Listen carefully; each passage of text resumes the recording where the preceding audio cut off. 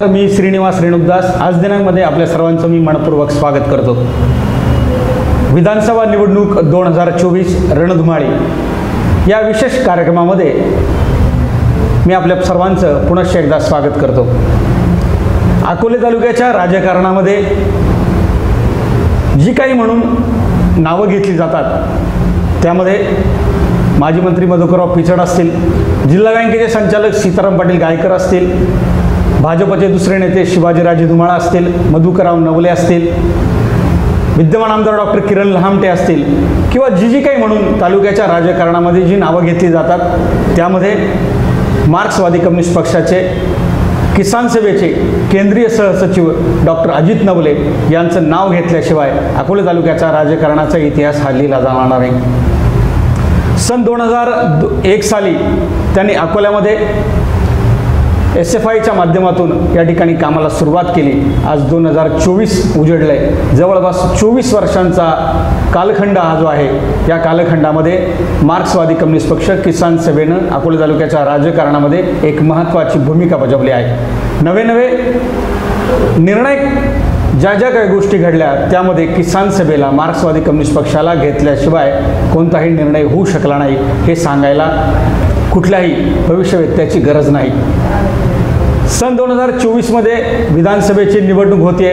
ह्या सर्व पार्श्वभूमीवर अकोले तालुक्याच्या राजकारणामध्ये वेगवान काही घडामोडी या ठिकाणी घडत आहेत। या वेगवान घडामोडींमध्ये ज्या काही घडामोडी घडत आहेत त्यामध्ये महत्त्वाची काही भूमिका लोक या ठिकाणी बजावत आहेत। किंबहुना विधानसभेचा 2024चा आमदार कोण होईल याकडे सर्व तालुक्याचं नव्हे जिल्ह्याचं नव्हे राज्याचं लक्ष लागलं आहे। या सर्व पार्श्वभूमीवर आपण रणधुमाळी या कार्यक्रमामध्ये वेगवेगळ्या नेत्यांना कार्यकर्त्यांना या ठिकाणी निमंत्रित करून त्यांच्याशी आपण गप्पा मारणार आहोत, चर्चा करणार आहोत, किंबहुना त्यांची भूमिका त्या ठिकाणी आपण समजावून घेण्याचा प्रयत्न करणार आहोत। तर आजच्या या रणधुमाळी कार्यक्रमामध्ये डॉक्टर अजित नवले या ठिकाणी आपल्यासोबत चर्चेसाठी आहेत। नमस्कार डॉक्टर साहेब, आपलं आज दिनांकमध्ये मनपूर्वक स्वागत करतो।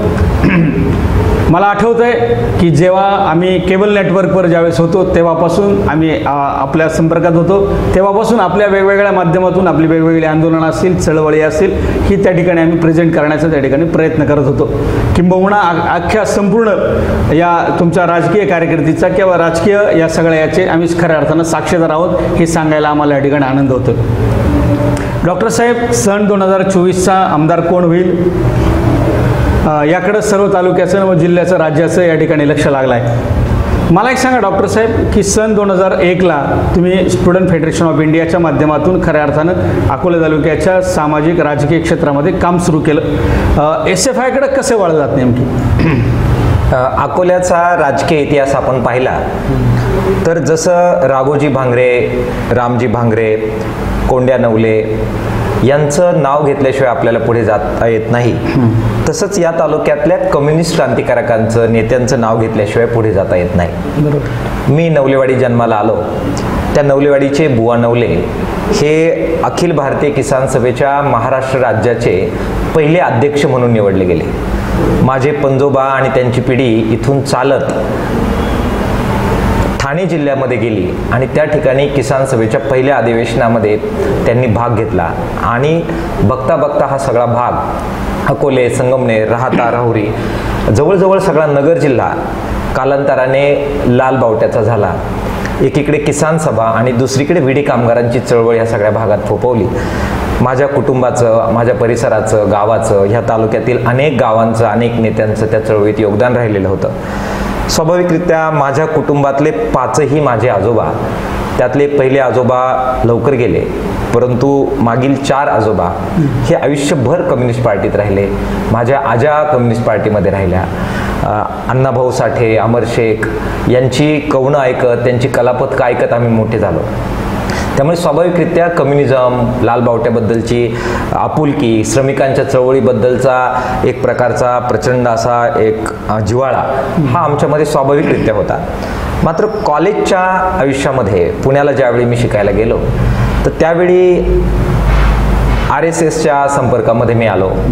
अखिल भारतीय विद्यार्थी परिषद त्यांची जी विद्यार्थी विंग आहे तिच्या वैद्यकीय शाखेची जी फॅकल्टी होती तिचा मी राज्याचा सचिव झालो. राज्यभर ABVPचं RSSचं काम जवळून पाहता आलं. वैचारिक पातळीवर त्यांचा विचार काय आहे तो एकीकडे समजून घेत होतो आणि दुसऱ्या बाजूला तिथेच टिळक कॉलेजमध्ये SFIची विंग होती. ते कम्युनिझमचा प्रचार करायचे, त्यांचे विचार मांडायचे. भगतसिंग, राहुल सांस्कृतायन, मार्क्स, एंगल्स याचे दाखले द्यायचे. गावाकडं कम्युनिझमचा एक प्रकारचा जिव्हाळा असल्यामुळे त्यांचंही म्हणणं आपुलकीनं ऐकून घ्यायचं आणि मग आंदोलनं, लढे या सगळ्या विद्यार्थी चळवळीत एकीकडे व्हायचे, पण दुसरीकडे अभ्यास व्हायचा. प्रचंड वादविवाद व्हायचे, परिसंवाद व्हायचे. वेगवेगळी स्टडी सर्कल्स पुण्यामध्ये चालायचे. चौकशा नावाचा एक ग्रुप आम्ही चालवायचो. दत्ता नावाचे एक मोठे विचारवंत ते चालवायचे. त्या सगळ्यामध्ये आंतरराष्ट्रीय, राष्ट्रीय, तालुक्याच्या, जिल्ह्याच्या सगळ्या प्रकारच्या राजकारणाची सखोल चर्चा व्हायची, अभ्यास व्हायचा. त्यातून मग परत एका निर्णायक क्षणी आंदोलनाच्या वेळी मी परत SFIकडे आलो आणि SFIच्या कामाला मग पुण्यामध्ये सुरुवात केली. इथं आल्यानंतर 2001 साली एकीकडे दवाखाना टाकला आणि दुसरीकडे SFIची शाखा ओपन केली. एकाच महिन्यात दोन्ही कामं सुरू केली.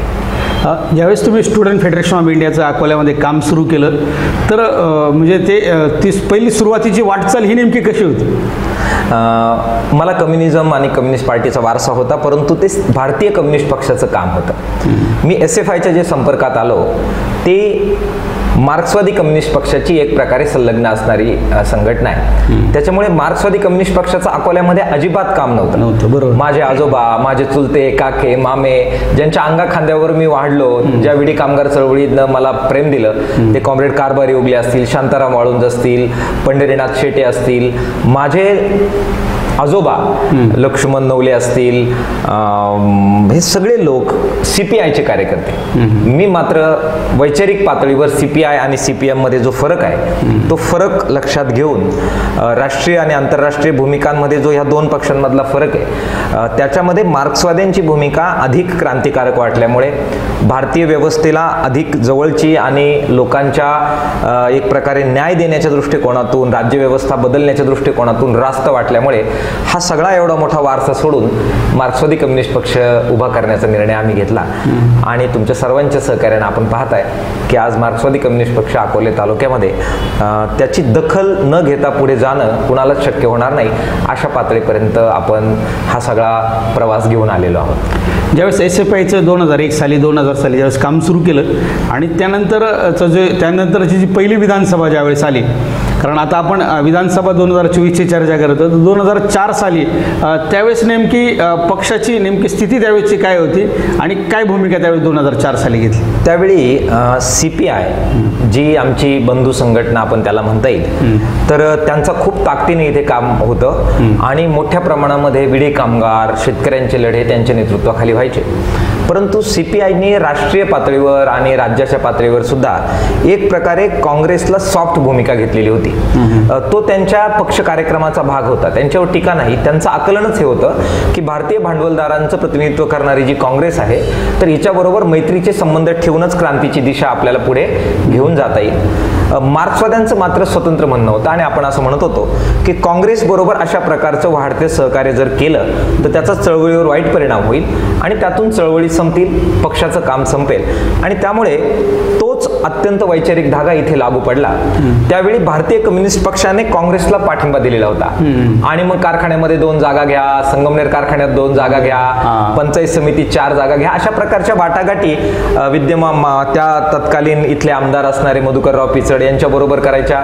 संगमनेरला भाऊसाहेब थोरात होते, बाळासाहेब थोरात आले, त्यांच्याकडून मग पदं घ्यायची, त्यांच्याकडून वाटाघाटी करायच्या आणि त्याचा परिणाम म्हणून मग चळवळीला दुय्यम महत्त्व द्यायचं, आंदोलनांना दुय्यम महत्त्व द्यायचं आणि एक प्रकारचं समन्वयाचं राजकारण करायचं. असा विचार हा CPI मध्ये होता. ओके. त्याच वेळी आम्ही भूमिका घेतली की हा विचार बरोबर नाही. ओके. संघर्षाच्या भूमिकेने घेतलं पाहिजे. आणि फ्रॉम स्टार्ट 2001 पासून इथे जे राज्यकर्ते होते मधुकर पिचड आणि त्यांच्या गावागावातले जे समर्थक होते, त्यांचे नेते होते, त्यांच्या राजकारणाच्या विरोधात असंतोष होता. तो असंतोष त्यावेळी कम्युनिस्टांनी त्याचं प्रतिनिधित्व न केल्यामुळे त्या असंतोषाचं प्रतिनिधित्व तालुक्यातील शिवसेना करत होती. आणि त्यामुळे कम्युनिस्टांचा बाप कम्युनिस्टांमध्ये, आई कम्युनिस्टांमध्ये आणि लेकरू शिवसेनेकडे अशी अवस्था तयार व्हायला सुरुवात झाली. तुम्ही मगाशी नाव घेतलं शिवाजी धुमाळांचं.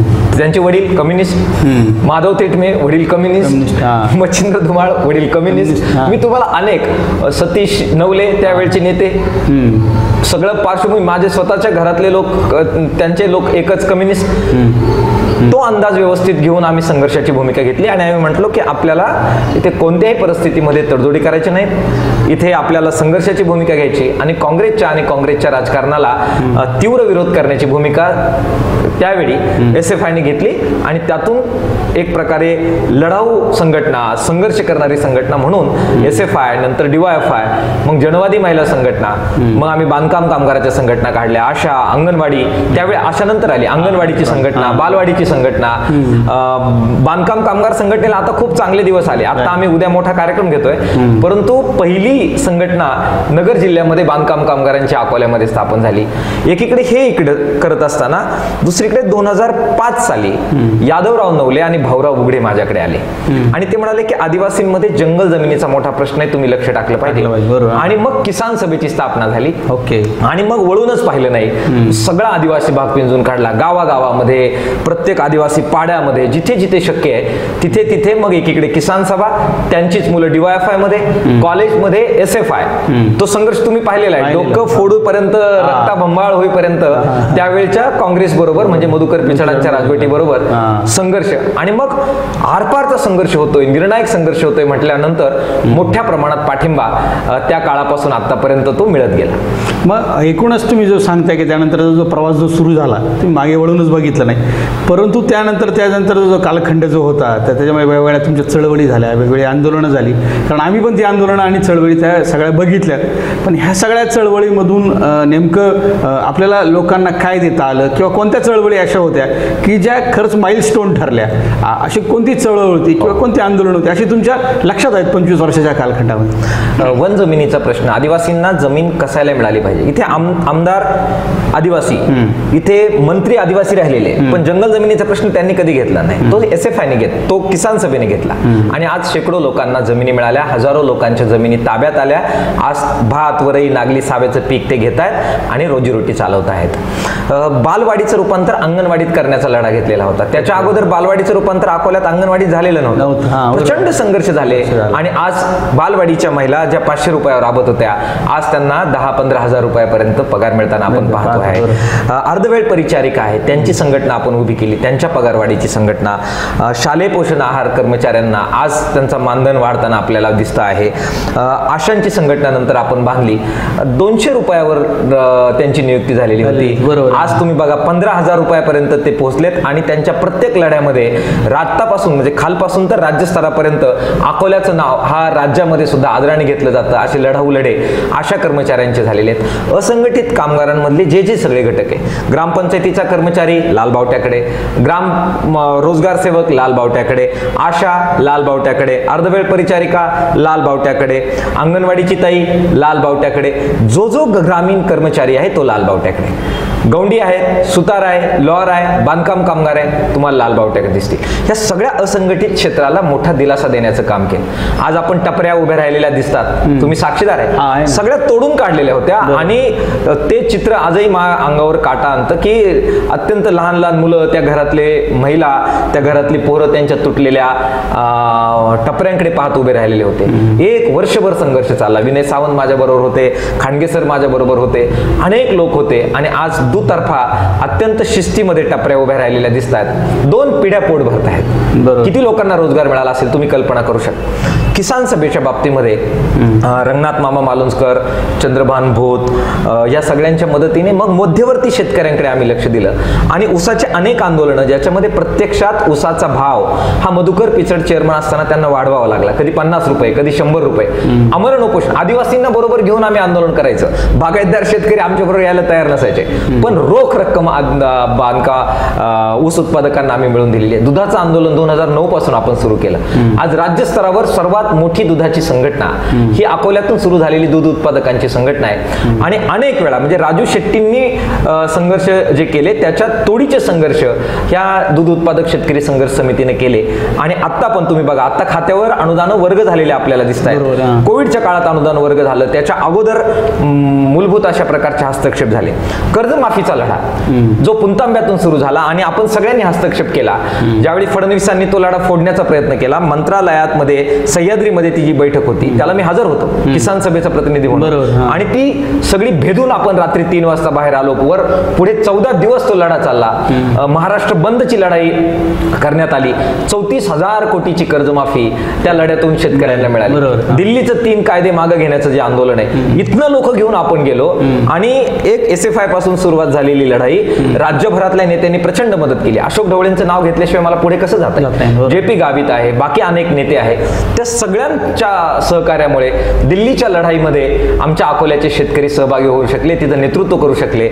राष्ट्रीय पातळीवर मोठी पदं त्यामुळे अकोले तालुक्याला मिळू शकली. राष्ट्रीय सहसचिव किसान सभेचं होणं ही सोपी गोष्ट नाही. 4 राज्यामध्ये आज जाता येतंय, वेगवेगळ्या राज्यांचं प्रतिनिधित्व करता येतंय.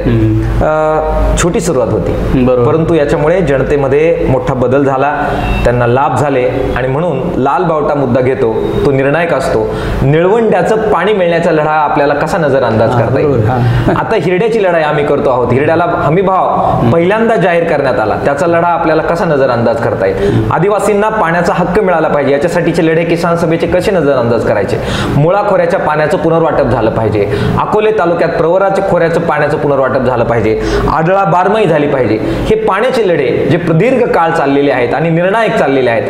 अनेक गावांना उच्चस्तरीय कालव्यांच्या लढाईमधून प्रत्यक्षात पाणी मिळालेलं आपण पाहिलंय. माय मावल्यांच्या चेहऱ्यावरचा तो आनंद हा आपल्याला कसा हे करता येईल. शेवटचा मुद्दा मी सांगतो की एकीकडे हे प्रत्यक्ष मिळालेले लाभ, अप्रत्यक्षरित्या जे मुद्दे आम्ही उपस्थित करतो त्या मुद्द्यांकडे राज्यकर्त्यांना लक्ष द्यावं लागतं, ते त्यांच्या केंद्रस्थानी घ्यावे लागतात. मी आता मगाशी फेसबुक पाहत होतो तर आता शेंडीला 30 कॉटचं रुग्णालय मंजूर झाल्याची बातमी आली.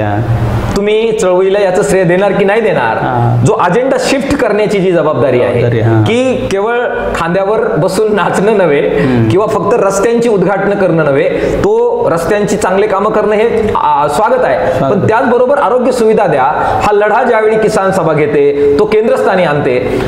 शरद पवारांच्या सभेमध्ये केलेले उल्लेख त्याची कॉग्निजन्स सत्ताधाऱ्यांना घ्यावा लागतं. मधुकर पिचडांच्या राजवटीत सुद्धा उच्चस्तरीय कालव्यांच्या लढाईमध्ये त्यांचा वाटा होता नक्कीच प्रशासनामध्ये, परंतु खालची जी चळवळ होती ती चळवळीतून आलेली होती. त्यामुळे राज्यकर्त्यांना जनतेच्या बाजूने धोरणं घ्यायला लावणं. परवा दिवशी आम्ही खासदारांना बोलवलं, त्यांना म्हटलं तुम्हाला मतं दिले परंतु 9 मुद्दे आम्ही मागितले. शिर्डी शहापूर रेल्वे मार्ग करण्याची जबाबदारी तुमची आहे, तुम्ही तो करा. दुधाचा एक मोठा प्रोजेक्ट अकोल्यामध्ये आला पाहिजे, दूध उत्पादकांना औद्योगिक क्षेत्रामध्ये पुढे जाता आलं पाहिजे, ते करा. हिरड्याच्या हमी भावासाठी आम्ही लढतोय. हिरडा प्रक्रिया उद्योग आदिवासी भागात काढा, पाण्याचं पुनर्वाटप करा. 9 मुद्दे आम्ही दिले आणि आम्ही त्याच्यावर संघर्ष करणार. एकीकडे प्रत्यक्ष चळवळीतून लाभ, हजारो लाखोंची कर्जमाफी आणि हे सगळ्या गोष्टी रोजीरोटीला लावण्यासाठी आशा, अंगणवाडी, अर्धवेळ यांच्या प्रत्यक्ष पगारात वाढ. दुसऱ्या बाजूला मात्र राज्यकर्त्यांवर दबाव आणून जनतेचे मूलभूत जे मुद्दे थोडं जरी भरकटलं कोणी तर परत त्यांना रस्त्यावर आणणं. उदाहरणार्थ मध्यंतरी अस्मितांच्या लढाई किती स्टोकदार झाल्या होत्या. आदिवासी बिगर आदिवासीचा लढा कधी नव्हे ते अकोल्यामध्ये तीव्र होऊ पाहत होता. ही आपल्या तालुक्याची शिकवण नाही. या तालुक्यामध्ये ओबीसी मराठा संघर्ष तीव्र होऊ पाहत होता. या सगळ्याला परत एकदा जातीपातीच्या पलीकडे जात, हिंदू मुस्लिम त्याच्या पलीकडे जात सगळ्या श्रमिकांची एकजूट करा आणि बुनियादी जे मुद्दे आहेत, जे आरोग्याचे मुद्दे आहेत, जे रोजीरोटीचे मुद्दे आहेत, जे पाण्याचे मुद्दे आहेत त्याच्यावर या. हा जो एक प्रकारे अजेंडा शिफ्ट करणं लोकांच्या बाजूनं हे जे योगदान आहे ते कम्युनिस्टांचं योगदान आहे. माझ्या अगोदरच्या कम्युनिस्टांनी हे केलेलं आहे, CPIने सुद्धा हे केलेलं आहे आणि आज मार्क्सवादी कम्युनिस्ट पक्ष सुद्धा तो जोमानं करतोय, हे योगदान आहे, ते नाकारता येणार नाही. ह्या सगळ्या कारकिर्दीमध्ये, ह्या सगळ्या कालावधीमध्ये तुम्ही जे आंदोलनं सांगितली, मोर्चे सांगितले, पण ह्याच्यातला आणखी एक मुद्दा महत्त्वाचा असा आहे की जो खऱ्या अर्थानं माइलस्टोन ठरला, पूर्ण राज्याला नव्हे देशाला त्याची दखल घ्यावी लागली. जो काय पायी मोर्चा जो गेला मुंबईला, म्हणजे मला वाटतं नाशिकपासून गेला ना तो, नाशिक ते मुंबई जो मोर्चा गेला, आणि त्याच्यामध्ये खऱ्या अर्थानं डॉक्टर अजित नवले हे खऱ्या अर्थानं अकोले तालुक्याचं नेतृत्व, अकोले तालुक्याचं भूषण खऱ्या अर्थानं संपूर्ण राज्यानं, संपूर्ण देशाने त्या ठिकाणी पाहिलं. तो अनुभव नेमका कसा होता? पुणतांब्याचा संप झालेला होता, त्यात 34,000 कोटीची कर्जमाफी झालेली होती. त्याचं नेतृत्व करण्याचं तुमच्या सगळ्यांच्या याच्यामुळे मलाही भागीदारी त्याच्यामध्ये करण्यात आली होती. मात्र तरीही काही कर्जदारांचे कर्ज माफ झालेले नव्हते. दुधाच्या हमी भावाचा प्रश्न निकाली निघालेला नव्हता आणि वन जमीन आणि आदिवासींचे प्रश्न शेतकरी संपामध्ये घेण्यात आलेले नव्हते. हे सगळे प्रश्न घेऊन परत एकदा चालण्याची गरज वाटली. डॉक्टर अशोक ढवळे, आमचे नेते JP गावित यांच्याकडे आम्ही सगळ्यांनी आग्रह धरला की हा लढा पूर्ण झालेला नाहीये, शेतकरी संपाची लढाई अपूर्ण आहे. सांगलीला अधिवेशन होतं आणि त्या रात्री आम्ही हा मुद्दा मांडला आणि मग काय करायचं, कल्पना आली की आपण चालत निघूया. JP गावितांनी होकार दिला, डॉक्टर अशोक ढवळेंनी होकार दिला आणि तयारी केली. केवळ 8 दिवसामध्ये तयारी झाली. बरोबर. लोक उत्स्फूर्तपणाने नाशिकच्या चौकात जमले. साहेब, कम्युनिस्टांची एक पद्धत आहे की आम्ही लढे स्वतःच्या घरच्या पैशातून करतो. आदिवासी मित्र आले, शेतकरी आले, घरच्या भाकरी बांधून आले. गाड्या ज्या घेऊन आले होते त्या गाड्यांमध्ये त्यांनी गावामधून भात आणि डाळी आणि वेगवेगळ्या भाज्या भरून आणल्या होत्या. शहरामध्ये दगड मिळणार नाही ते शिजवायला, चूल करायला, तर दगड घेऊन बरोबर आले होते. 3 दगड बरोबर घेऊन आले होते आणि इंधन सुद्धा बरोबर घेऊन आलेले होते. 6 दिवस शेतकरी चालले. आंतरराष्ट्रीय पातळीवर दखल झाली. राज्याचं नाही देशाचं राजकारण त्याच्यामुळे आकाराला आलं आणि हा सगळा शेतकरी संप, किसान सभेचा लॉंग मार्च, त्याच्यातून अखिल भारतीय पातळीवर 350 संघटना एकत्र आल्या आणि जो गोळीबार संपाच्या पार्श्वभूमीवर मध्य प्रदेशमध्ये झालेला होता तिथे बैठक झाली आणि त्यातून सर्वात क्रांतिकारक अशा प्रकारची अखिल भारतीय किसान संघर्ष समन्वय समिती ही महाराष्ट्रात नव्हे देश पातळीवर आकाराला आली. त्याचं रूपांतर पुढे संयुक्त किसान मोर्चात झालं. 500 पेक्षा जास्त संघटना एकत्र आल्या. छोटीशी चिंगारी क्या कर सकती है, पुणतांब्याचा एक ठराव आणि चिकाटीनं काम करणारं कम्युनिस्ट नेतृत्व. बरोबर, हे सगळं शक्य झालं. बरोबर. दुसरी गोष्ट अजून अशी याच्यातली एक, मला अजून एक प्रश्न असा विचारायचा होता की आम्ही सगळे अकोल्यातली तुमची आंदोलनं बघतो, मोर्चे बघतो, कारण बघतो सगळे. दुसरी गोष्ट, दुसऱ्या बाजूला आम्ही सत्ताधाऱ्यांचे मेळावे बघतो, शेतकरी मेळावे बघतो, त्यांचे मोर्चे बघतो, परंतु त्यांना ते ठिकाणी हे सगळं करत असताना त्यांना काही रसद द्यावी लागते, म्हणजे मोठ्या प्रमाणात गाड्या द्याव्या लागतात, वाहनं द्यावी लागतात आणि त्यानंतर लोक त्या ठिकाणी येतात आणि तो मोर्चा आणि मेळावा होतो. परंतु असं काय नेमकं आहे तुमच्यामध्ये की तुमच्या सगळ्या मोर्चांना, आंदोलनांना, चळवळींना एवढ्या मोठ्या प्रमाणामध्ये लोक मुंगीसारखे त्या ठिकाणी गोळा होतात, एका मुंगीसारख्या कशा गोळा होतात, अशा होतात? नेमकं काय रहस्य आहे, नेमकं काय? जनतेचे खरे प्रश्न कोणते आहेत ते अचूकपणाने आपण एकदा ओळखले. जनतेच्या प्रश्नांच्या माध्यमातून जनतेच्या हृदयाला बरोबर हात घातला आणि प्रामाणिकपणाने प्रदीर्घ काळ तुम्ही त्याच्यावर काम करत राहिले की मग हळूहळू विश्वास तयार होतो. मला आठवतंय आज दिनांची सुरुवात, तुमचे मगाशी मी आभार मानले. तुम्ही मुलाखत घ्यायला यायचे आणि आम्ही पोरं सोरं 4-5 जण इथल्या चौकामध्ये जमायचो. मला आज खरबस सरांची पण आठवण येते. बरोबर, त्यांना विसरून चालणार नाही. त्यांनी एक चॅनल काढलेला होता, त्यांचा एक आणि तुमचा एक, 2च चॅनल होते. बरोबर. तुम्ही सगळ्यांनी बोलतं केलं, शिकवलं. पण त्यावेळी किती लोक होते? 8-10 लोकांना आम्ही एकत्र यायचो. पण ज्यावेळी तुम्ही एकच उद्दिष्ट घेऊन प्रामाणिकपणाने प्रदीर्घ काळ काम करत राहता, लोक वेगवेगळ्या चर्चा करतील, लोक वेगवेगळे हे करतील, परंतु जनता पाहते की ही माणसं तत्वांची प्रामाणिक राहतात, तडजोडी करत नाहीत, जे काल बोलले तेच आज बोलतात आणि कधीही लढ्याबरोबर जनतेबरोबर प्रतारणा करत नाही. मग हळूहळू विश्वास बनतो आणि विश्वास एकदा बनला की मग तो डळमळीत होत नाही. एक सिस्टमॅटिकली संघटना बांधली जाते आणि त्यातून मग हा डोलारा उभा राहतो. आवाज दिला की हजारो लोक स्वतःच्या खर्चाने येतात. एकच उदाहरण मी सांगेल. लॉंग मार्च सुरू होता त्यावेळी शिवसेना आणि भाजपचं राज्य होतं आणि उद्धव ठाकरे हे स्वतः सत्तेमध्ये होते. आताचे विद्यमान मुख्यमंत्री शिंदे साहेब यांचा त्यावेळी त्या सगळ्या भागामध्ये दबदबा होता. आमचा लॉंग मार्च ठाण्याच्या दिशेने आल्यानंतर त्यांचा मंगेश चिवटे नावाचे जे पी आहेत त्यांचा आणि राजू नावाचे एक त्यांचे पी होते, त्या दोघांचा मला फोन आला आणि त्यांनी सांगितलं की तुम्हाला काही मदत करण्याची साहेबांची इच्छा आहे, मातोश्रीवरून आदेश आहेत आणि तुमच्या जेवणाची व्यवस्था आम्हाला करायची आहे, 40,000 लोकांच्या जेवणाची व्यवस्था आम्हाला करायची आहे. मी त्यांना म्हटलो की आमची परंपरा अशी राहिलेली आहे की आम्ही आमच्या भाकरी घरून खाऊन येतो, हे सैन्य घरच्या भाकरीवर चालतं, त्यामुळे ते स्वाभिमानी राहतं, तर आम्हाला हे करता येणार नाही. ते म्हणाले तसं नाही, तुम्ही तुमच्या नेत्यांना विचारा आणि आमचं काही करून पाहुणचार घेतला पाहिजे. ठाण्यामधून एकही मोर्चा आमचा पाहुणचार घेतल्याशिवाय आतापर्यंत गेलेला नाहीये, तो मराठा मोर्चा असो नाही तर अजून कोणता मोर्चा असो, पण आम्ही त्यांना इथून तसे पाठवत नाही, तुम्ही आमच्या विरोधात लढा परंतु आमचा पाहुणचार घेऊन जा. आमची 15 मिनिटाची बैठक झाली सचिव मंडळाची. 15व्या मिनिटाला आम्ही त्यांना परत फोन करून सांगितलं कोणत्याही प्रकारचं जेवण आमचा लॉंग मार्च तुमच्याकडून घेणार नाही, आम्हाला माफ करा. मग शिंदे साहेबांचा परत फोन आला आणि तुम्हाला काहीतरी घ्यावं लागेल. म्हटलं पाणी द्या, पाणी घेऊ, तुमचा अवमान करणार नाही परंतु जेवण घेणार नाही.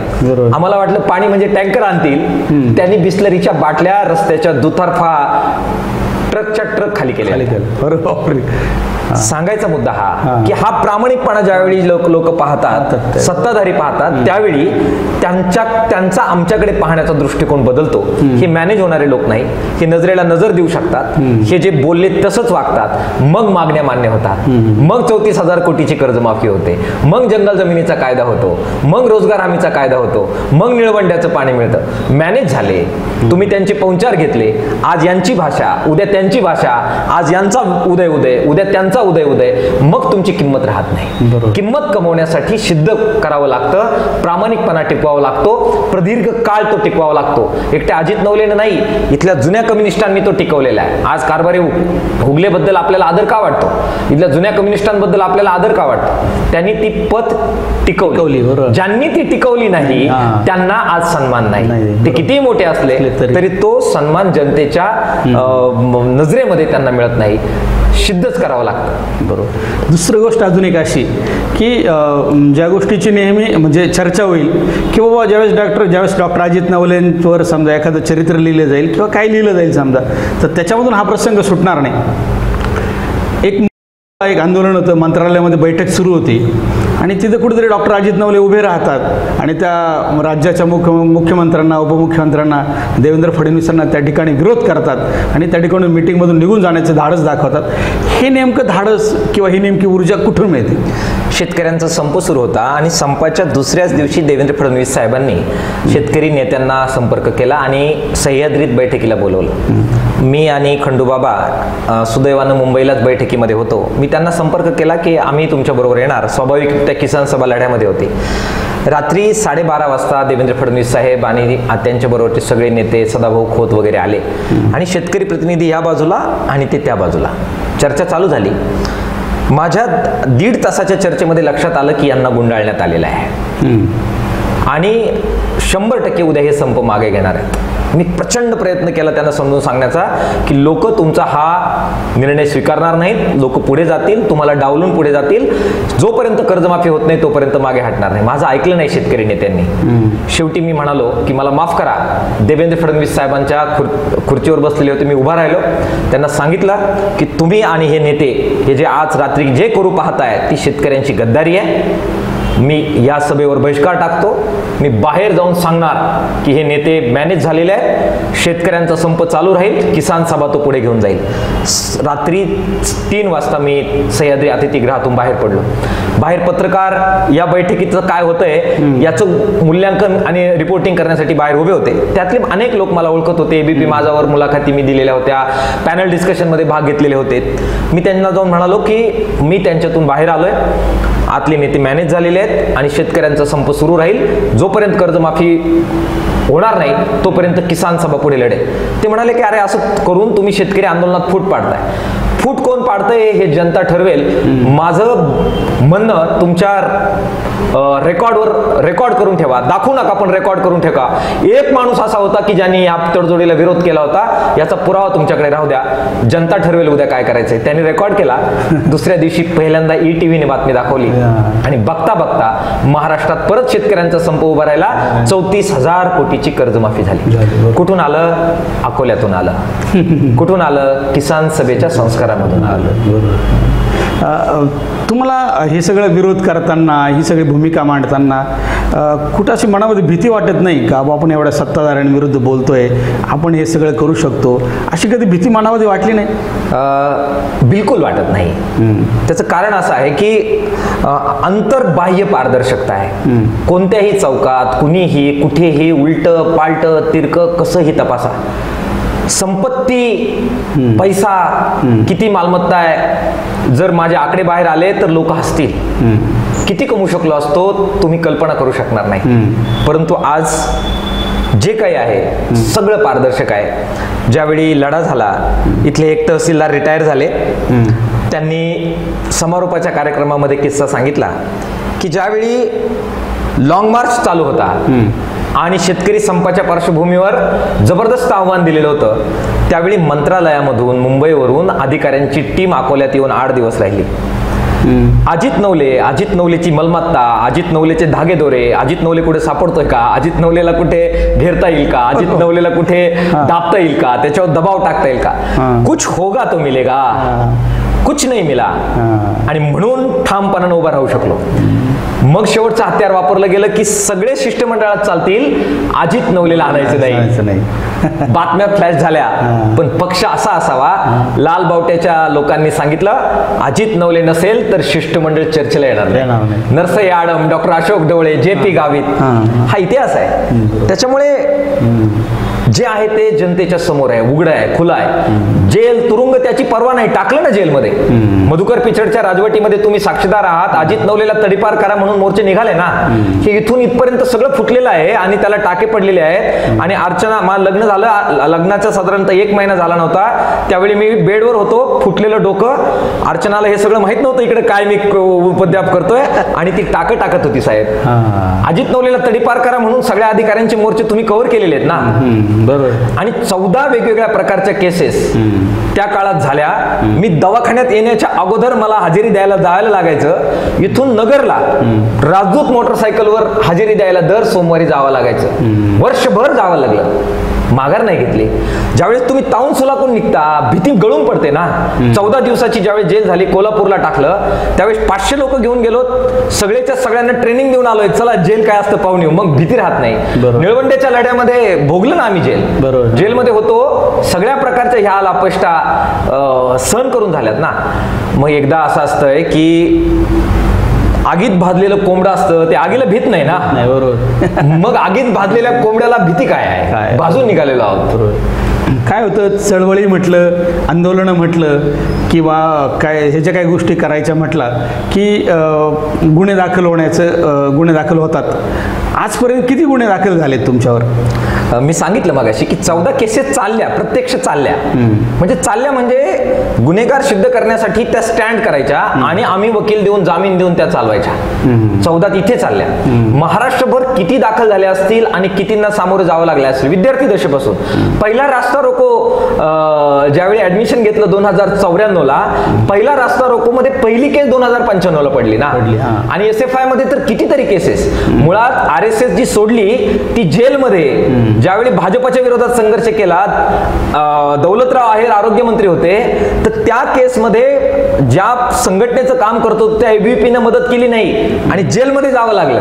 म्हणून ABVP सोडण्याचा अंतिम निर्णय झाला आणि SFI मध्ये आलं. त्यामुळे अनेक केसेस, त्याची गणती कम्युनिस्टांनी करायची नसते आणि चिंताही करायची नसते. आपण मगापासून ह्या सगळ्या विषयावर चर्चा करतोय. काम कसं उभं राहत गेलं, कसं व्यापक बनत गेलं, कसं नेतृत्व राज्यापर्यंत गेलं, देशापर्यंत गेलं, हे सगळं पाहत गेलो आपण. 2004ची विधानसभेची निवडणूक झाली आणि 2009 उजडलं. आणि 2009च्या निवडणुकीमध्ये मार्क्सवादी कम्युनिस्ट पक्ष, किसान सभेने नेमकी 2009ला काय भूमिका घेतली होती? लढायचं ही भूमिका होती, तडजोड करायची नाही. काँग्रेसच्या विरोधातला संघर्ष होता तेव्हा, कारण काँग्रेस देशामध्ये सत्तेवर होते, राज्यात ते सत्तेवर होतं आणि त्यामुळे काँग्रेसच्या विरोधातला तो प्रचंड संघर्ष भाजप येऊ घातलेलं होतं. भाजपचे वेगवेगळी आंदोलनं तीव्र होत होती आणि त्यांचे हे सगळं वाढत होतं. त्या पार्श्वभूमीवर आम्ही आमचा उमेदवार उभा करण्याचा निर्णय झाला. तुळशीराम कातोरे, ठाकरवाडीला राहणारा अत्यंत कवळा पोरगा, परंतु तो लढू शकतो, पुढे घडू शकतो म्हणून त्याला उमेदवारी दिली. साहेब त्यावेळी आणि आत्ताही खरं तर चळवळीच्या घरच्या भाकरी बांधून निवडणुका लढवण्याची सवय. टोमॅटोचे बाग दिसले की शेतकऱ्याला सांगायचं की आम्ही घेऊ का टोमॅटो, ते घ्यायचे, गाडीत टाकायचे, भेळीचा 100 रुपयाचा पुडा आणि तालुका पिंजून काढायचा.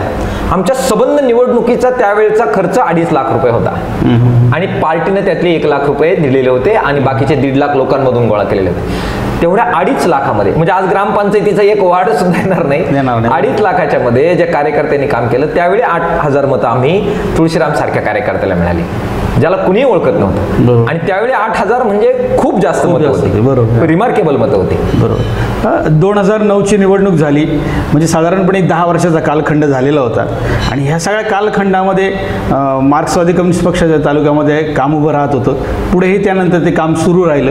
ह्या सगळ्या कालखंडामध्ये मला असं विचारायचं होतं की तुम्ही राज्याचं नेतृत्व करत होता किंवा अकोल्यामध्ये काम मोठं उभं राहत होतं, तर मग अशा कालखंडामध्ये अकोल्यामध्ये राज्यव्यापी काय तुमची अधिवेशनं झाली, तर तो नेमका अनुभव कसा होता?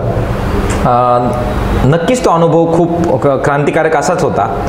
2014ला आम्ही नामदेव भांगरेंना उभं केलं. प्रचंड मोदीच्या लाटेमध्ये 13,000 मतं घेतली आणि तीही निवडणूक अशीच अत्यंत गरीब कुटुंबातला आलेला नामदेव भांगरे आणि त्यावेळी तर दिग्गज उभे होते. म्हणजे आता स्वर्गीय अशोकराव भांगरे त्यांच्यामध्ये आणि आमच्या गरीब असणाऱ्या नामदेव भांगरेमध्ये फार मताचा फरक नाही होत नव्हता. ह्या ताकदीनं आमची ती चळवळ पुढे गेलेली होती. राज्य या सगळ्याकडे पाहत होतं, राज्यातली किसान सभा, राज्यातला पक्ष याच्याकडे पाहत होता आणि म्हणून त्यावेळी आम्हाला 2010च्या दरम्यानमध्ये एक अधिवेशन, पक्षाचं राज्याचं अधिवेशन इथे घेण्याची संधी आम्हाला देण्यात आली. आता ज्यांचा निधन झालं, सीताराम येचुरी, तर ते त्यावेळी सरचिटणीस होते आणि त्यांच्याबरोबर अनेक केंद्रीय नेते, तर ते सगळे 3 दिवस त्यावेळेस अकोल्यात राहिले. Narsayya Adam, doctor Ashok Dhawale, doctor Karad, doctor JP Gavit, राज्याचं सगळं नेतृत्व 3 दिवस त्यावेळी पक्षाचे महाराष्ट्रभरातले कार्यकर्ते, विदर्भ, गोंदिया, इकडे नंदुरबार, धुळे, मुंबई, सगळं राज्याचं नेतृत्व इथे येऊन 3 दिवस राहिलं आणि राज्याचं अधिवेशन अत्यंत यशस्वीरित्या अकोल्यातल्या जनतेने, अकोल्यातल्या कार्यकर्त्यांनी यशस्वी केलं. नंतर किसान सभेचं एक अधिवेशन आम्ही अकोल्यात इथे घेतलं आणि केंद्रीय पातळीवरून केरळचे आमचे निरीक्षक इथे आले, दिल्लीचे निरीक्षक इथे आले, डॉक्टर अशोक ढवळे इथे आले. ते 3-4 दिवस इथे राहिले आणि राज्यातलं परत किसान सभेचं सुद्धा सगळं केडर, मी आता जी नावं घेतली त्यातलं ते सगळं परत अकोल्यात राहिलं आणि ह्या अधिवेशनांनी संबंध राज्याला दिशा दिली. त्यात जे विचारमंथन झालं, जे ठराव झाले, जी दिशा घेतली गेली, त्याच्यातून प्रचंड एनर्जी घेऊन अकोल्यातून लोक परतली आणि अकोल्यातला इतिहास घेऊन परतली. बुवा नवले कोण होते, सुकृबुदा मेंगाळ कोण होते, गोपाळा धोंडू भांगरे कोण होते, राघोजी भांगरे कोण होते, आमचे मुरली मास्टर नवले कोण होते, ह्या सगळा इतिहास जे आम्ही पुस्तकं केली, ती पुस्तकं क्रांतिकारक सगळा वारसा आम्ही सगळ्या देशभर जावा, राज्यभर जावा म्हणून त्यांना भेट दिली. हजारो प्रती छापल्या बंडकरी नावाने आणि हा सगळा अकोल्याचा इतिहास हा गावागावापर्यंत पोहोचवण्यामध्ये, महाराष्ट्रभर पोहोचवण्यामध्ये त्या अधिवेशनाने रोल केला आणि अकोले खऱ्या अर्थानं राज्याचं आणि देशाचं लक्ष वेधून घेण्यासाठी एक प्रकारे त्यामध्ये त्या अधिवेशनांची आम्हाला मदत झाली. 2009ला 2014ला 2009ला तुळशीराम कातोरेंना काही मतं मिळाली, त्यानंतर परत 2014ला नामदेव भांगरे उभे राहिले, त्या मतांमध्ये आणखी वाढ झाली. म्हणजे टप्प्याटप्प्याने मार्क्सवादी कम्युनिस्ट पक्षाच्या उमेदवाराची मतं वाढत होती.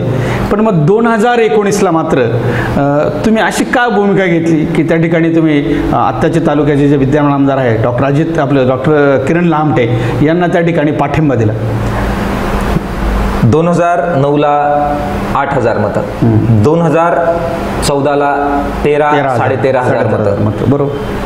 2019ला 20,000 मतांचं टार्गेट होतं. पूर्ण तयारी झालेली होती साहेब. बरोबर. 5 वर्ष प्रचंड संघर्ष केलेला होता. शेतकऱ्यांचा संप झालेला होता. लॉंग मार्च काढून झालेला होता. रोख रकमा लोकांना मिळवून दिलेल्या होत्या. आशा, अंगणवाडी, निराधारांचा लढा घेतलेला होता आणि हजारो निराधारांना, विधवा, परित्यक्ता, अपंग यांची पेन्शन्स मिळवून दिलेले होते.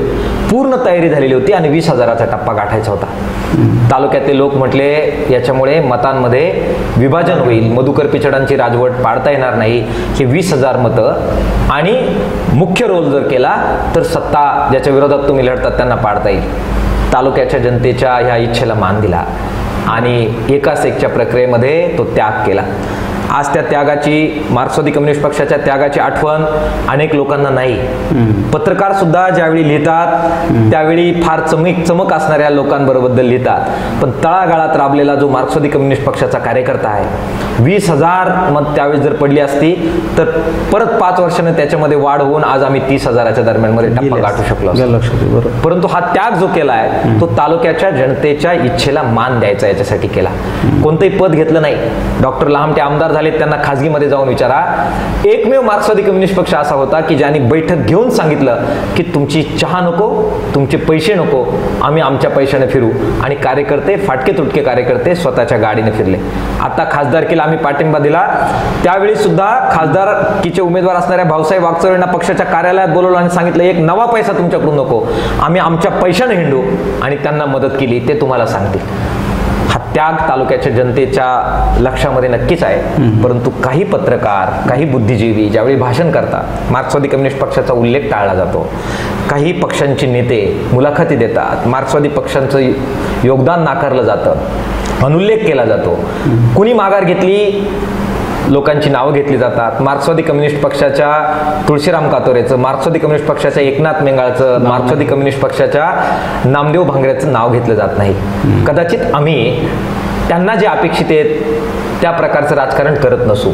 वाटेल तेव्हा पक्ष बदलायचे, पॅकेजेस घ्यायचे, ते पॅकेजेस वाटायचे, पैसे वाटायचे, सगळ्यांना खुश ठेवायचं, असे प्रकार कदाचित आमच्याकडे होत नसतील, त्या अपेक्षा पूर्ण होत नसतील. त्यामुळे कदाचित आमचे हे उमेदवार चर्चेला येत नसतील.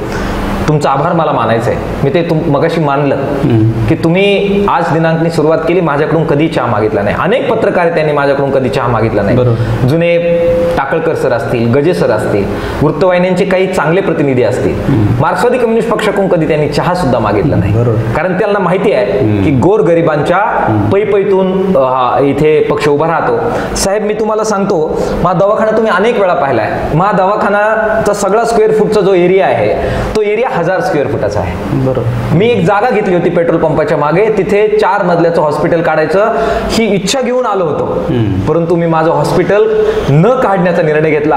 आजही ती जागा पडीक आहे आणि लोक तिथं गाड्या लावतात आणि नको नको त्या गोष्टी, तिथं कचरा कुंडी तिथं झालेली आहे. मी माझं हॉस्पिटल केलं नाही. परंतु ह्या मार्क्सवादी कम्युनिस्ट पक्षाचं 2200 स्क्वेअर फुटाचं ऑफिस या तालुक्यामध्ये आहे. मला सांगा कोणत्या पक्षाचं इतकं मोठं ऑफिस नाही, स्वतःच्या मालकीचं. सीपीआयचं सोडा, त्यांचं कामच जुनं आहे. परंतु गोरगरिबाच्या पैशातून हॉस्पिटल 1000 स्क्वेअर फुटाचे साहेब, परंतु पक्षाचं कार्यालय 2200 स्क्वेअर फुटाचे. लवकरच आम्ही राजूरला गोरगरिबांना पाय टेकता येईल असं ऑफिस काढू. लवकरच आम्ही कोतुळला गरिबांना पाय टेकवता येईल असं ऑफिस काढू. आपण जाऊ 4 चौघाच्या खांद्यावर. परंतु हे नाही मीडियाने दखल घेऊ द्या, नाही विश्लेषकांनी दखल घेऊ द्या, लोक दखल घेत राहते. कुणीतरी अशी लोक होती की ज्यांनी स्वतःच्या हॉस्पिटल बांधण्यासाठी घेतलेली जागा पडीक ठेवली, परंतु पक्षाचं ऑफिस उभं केलं. तुम्ही मगाशी सांगितलं की आम्ही जनतेसाठी, तालुक्यासाठी एकासेक होण्यासाठी म्हणून आम्ही डॉक्टर किरण लामटेंना त्या ठिकाणी पाठिंबा दिला. खऱ्या अर्थानं एकासेक व्हावी म्हणून तुम्ही त्या ठिकाणी सुरुवातीच्या कालखंडामध्ये ज्यावेळेस निवडणुकीचं वारं सुरू झालं, तुमच्याच कार्यालयामध्ये एक बैठक घेतली. त्यांनी त्या ठिकाणी तुम्ही एक आव्हान केलं होतं की माजी मंत्री मधुकरराव पिचडांच्या चिरंजीवाला वैभवराव पिचडला जर तुम्हाला सगळ्यांना पराभूत करायचं असेल तर तुम्हाला एकासेक करावा लागेल म्हणून तुम्ही त्या ठिकाणी आव्हान केलं आणि त्या आव्हानाला त्या ठिकाणी प्रतिसाद मिळाला त्यानंतर पुढच्या कालखंडामध्ये आणि त्या ठिकाणी प्रक्रिया सुरू झाली आणि एकासेक त्या ठिकाणी झालं. पण ही भूमिका काय घेतली तुम्ही नेमकी? जनता सर्वोपरी असते. जनतेमध्ये एकासेक म्हणजे पिचडांचा पराभव का करायचा हे का ठरवलं? हो, जनतेच्या मनामध्ये तीव्र इच्छा होती की अशा प्रकारे एकासेक होऊन मधुकर पिचडांचा पराजय झाला पाहिजे. मधुकर पिचडांचं योगदान या तालुक्याच्या उभारणीमध्ये आहे की नाही? नक्कीच आहे. मी माझ्या अनेक भाषणांमध्ये एकीकडे प्रचंड संघर्ष करत असताना केलेल्याला केलं म्हणण्याची दानत असणारा माणूस आहे. बरोबर. आता मगाशी मला ज्यावेळेस कळालं की 30 कॉटचं रुग्णालय 20 कॉटचं का 30 कॉटचं मंजूर झालंय, मी अभिनंदन करणार डॉक्टर किरण लामटे. किती प्रचंड संघर्ष असू द्या, पण केलं त्या माणसाने. बरोबर. मधुकर पिचडांचं योगदान या तालुक्यासाठी राहिलेलं आहे. त्यामुळे व्यक्तिगत त्यांच्याशी व्यक्ती म्हणून कधीही संघर्ष नव्हता, व्यक्ती म्हणून कुणाशीच संघर्ष नाही, कुणाशीही संघर्ष राहणार नाही. परंतु त्याबरोबरच 40 वर्षामध्ये एक प्रकारची अँटी इन्कम्बन्सी तयार झालेली होती. गावागावातले त्यांचे जे नेते होते त्या नेत्यांची एकंदरीत जी संस्कृती होती कामाची, त्याच्या विरोधात असंतोष वर्षानुवर्ष साठत गेलेला होता. वेगवेगळ्या बाबींमुळे गावामध्ये विरोधाची प्रचंड फळी त्या नेत्यांच्या विरोधांमध्ये सुद्धा तयार झालेली होती आणि त्यामुळे लोकांना वाटत होतं की हे बदल झाला पाहिजे. तो काही कोणाचा मधुकर पिचडांचा द्वेष म्हणून निर्णय जनतेने घेतलेला नव्हता. बदल जर झाला तर त्यातून नवे लोक येतील, नवे चेहरे येतील आणि गावागावामध्ये मधुकर पिचडांचे जे कार्यकर्ते आहेत त्यांची जी कार्यनीती राहिलेली होती, त्यांच्याजवळ जाऊन उभं राहण्याची भीती वाटत होती लोकांना. त्यांचे ते सफेद स्वच्छ कपडे, त्यांच्या त्या प्रचंड गाड्या, त्यांची पिये, स्वतः मधुकर पिचडांची पण एक प्रकारची कार्यसंस्कृती त्या प्रकारे डेव्हलप झालेली होती. त्यांच्यापर्यंत एखाद्या गरीब माणसाला जाऊन त्याचं दुखणं मांडायचं शक्य नव्हतं. पहिल्यांदा गावचा पुढारी पुजायचा, मग जाऊन पीएला सांगायचं, मग त्यांना मिळायचं, मग या मंत्रालयामध्ये, मग या कारखान्यावर, मग या राजूरला. लोकांना ऑब्झर्व करत होते की हे बदलना चाहिए. मार्क्सवादी कम्युनिस्ट पक्षानं लोकांच्या मनातल्या भावनेला प्रतिसाद दिला. बरोबर. आणि आम्ही त्यांच्यामध्ये सामील झालो. तुम्ही आत्ता मागाशी म्हटले की ज्यांनी काम केलं, चांगलं काम केलं, त्याची वाहवा केलीच पाहिजे, त्याचं कौतुक केलंच पाहिजे, हे तुम्ही आता इतक्यातच सांगितलं. आणि दुसरी गोष्ट अशी की अकोला तालुक्याचं राजकारण मी पण गेल्या काही वर्षापासून बघतोय की ज्यावेळेस व्यक्तिगत स्वरूपाचे आरोप होतात, आणि ती आपल्या तालुक्याची एक परंपरा होती की मधल्या कालखंडामध्ये झाली होती की व्यक्तिगत आरोप करायचे आणि धुडगूस माजवायचा किंवा वेगळ्या पद्धतीचं वातावरण तयार करायचं, वातावरण चिघळायचं, अशी एक परंपरा होती काही कालखंडामध्ये. काही लोकांनी ती निर्माण केलेली होती. परंतु तुमचं एकूण राजकारण सगळं बघितलं, सगळ्या गोष्टी जर आत्तापर्यंतच्या बघितल्या, तर तुम्ही कधी व्यक्तिगत स्वरूपाचे कोणावर मात्र कधी आरोप केले नाहीत. तुम्ही इन जनरल तुमचे आरोप केलेत. ह्या मागची नेमकी भूमिका काय होती? नेमकी मार्क्सवादी कम्युनिस्ट पक्ष हा विचाराचं राजकारण करणारा पक्ष आहे आणि व्यक्तीला काहीच मिळवायचं नाही आहे. त्याच्यामुळे धोरणांच्या पार्श्वभूमीवर जे योग्य आहे ते योग्य आहे, जे योग्य नाही, कितीही जवळच्या माणसाचं असो ते योग्य नाही. किरण लामटे माझे अत्यंत चांगले मित्र आहेत. तेव्हाही होते, ते आमदार नव्हते तेव्हाही होते, आजही आहेत. परंतु भाजपबरोबर जाणं हे एकंदरीत भारताच्या देशाच्या राजकारणासाठी आणि शेतकऱ्यांसाठी, श्रमिकांसाठी चुकीचं आहे. जाऊ नका हे ज्यावेळी वाटलं मैत्रीच्या जागेवर निर्णय केला. परंतु म्हणून दुश्मन झालो असा त्याचा अर्थ होता. मधुकर पिचडांच्या विरोधात प्रचंड संघर्ष केला, त्यांच्या राजवटीमध्ये डोके फुटले, जेलमध्ये जावं लागलं, प्रचंड संघर्ष झाला. मधुकर पिचडांचा त्यांचं जे काम आहे ते त्यांची भूमिका आहे. मला त्यांना जो काही विरोध करायचा आहे, कम्युनिस्टांना त्यांना विरोध करायचा आहे, धोरणात्मक विरोध आहे. तुमच्या ह्या गोष्टी, निळवंड्याचं पाणी मिळालं पाहिजे तालुक्याच्या जनतेला, करणार संघर्ष. गोळीबार होईपर्यंत संघर्ष झाले. तालुक्याच्या जनतेला, निराधारांना पेन्शन मिळालं पाहिजे, करणार संघर्ष. आरपारचे संघर्ष झाले. ज्यावेळी माझ्यावर तडीपार करा म्हणून मधुकर पिचडांच्या चिरंजीव वैभव पिचडांनी मोर्चा काढला, मुद्दा काय होता? प्रचंड अतिवृष्टी झालेली होती आणि अतिवृष्टीची भरपाई मिळत नव्हती. भ्रष्टाचार झालेला होता, तलाट्यांनी पैसे खाल्लेले होते, ग्रामसेवकांनी पैसे खाल्लेले होते, कृषी विभागाने चांगले पंचनामे केलेले होते. आम्ही घुसायचो, दंगा घालायचो, तरुण होतो, घेराव घालायचो, अधिकाऱ्यांचे टेबल उलटे करायचो, पंचनामे करायला लावायचो. सगळे अधिकारी एकत्र आले, अजित नवलेला तडीपार करा म्हणाले. वैचारिक संघर्ष होता ना. मधुकर पिचडांबरोबर व्यक्तिगत काय संघर्ष होता? आणि म्हणून धोरणात्मक संघर्ष केलेल्या लोकांना आवडतो. हे व्यक्तिगत नाही, इट इज नॉट पर्सनल. आणि लोकांनी कसं वागावं याची दिशा सुद्धा नेतृत्वाने द्यावी लागते ना. नेतेच जर गलिच्छ आरोप करू लागले, व्यक्तिगत बोलू लागले, कुटुंबावर बोलू लागले, तर जनताही तशीच बनेल.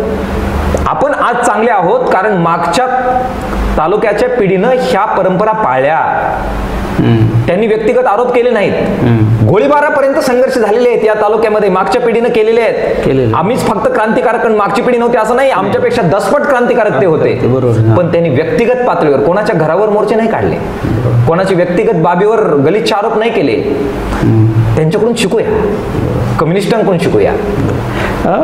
2019ची निवडणूक झाली, डॉक्टर किरण लहामटेंचा त्या ठिकाणी विजय झाला आणि पुढचा टप्पा म्हणून का काय, अगस्ती सहकारी साखर कारखान्याची निवडणूक लागली, पुन्हा एकदा सगळे विरोधक एकत्र आले, मधुकरराव पिचडांच्या विरुद्ध निवडणूक लढवली, तुम्ही सुद्धा त्याच्यामध्ये मधुकर पिचडांच्या विरुद्ध त्या ठिकाणी निवडणुकीमध्ये उतरलात आणि त्या ठिकाणी डॉक्टर किरण लहामटे, सीताराम गायकर यांचा जो पॅनल होता किंवा तुमचा पॅनल होता सगळ्या विरोधकांचा, तो त्या ठिकाणी निवडून आला.